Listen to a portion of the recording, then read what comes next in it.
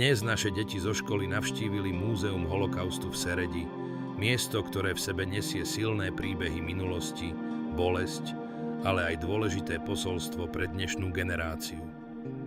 Po príchode ich čakala odborná prednáška o holokauste na Slovensku.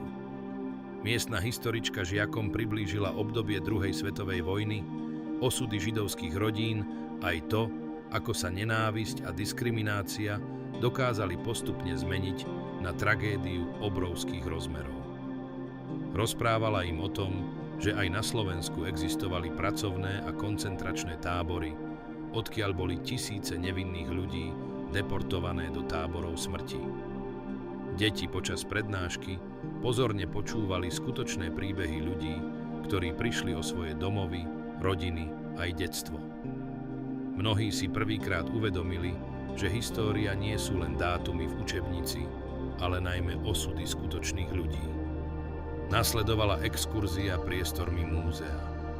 Žiaci si prezreli autentické budovy bývalého pracovného tábora, historické fotografie, dokumenty aj osobné predmety obetí. Ticho, ktoré sprevádzalo prehliadku, hovorilo za všetko. Každý krok po tomto mieste pripomínal, aké dôležité je nezabúdať. Počas celej návštevy sa deti aktívne zapájali, pýtali sa otázky a premýšľali nad tým, aké následky môže mať nenávisť, predsudky a ľahostajnosť. Táto exkurzia nebola len obyčajným výletom, ale silnou lekciou ľudskosti, rešpektu a empatie.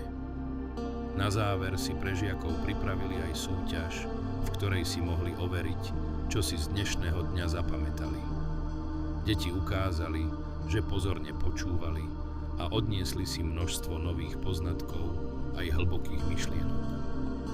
Dnešný deň nám všetkým pripomenul, že minulosť nesmieme zabudnúť, pretože práve poznanie histórie nám pomáha budovať lepšiu a tolerantnejšiu budúcnosť.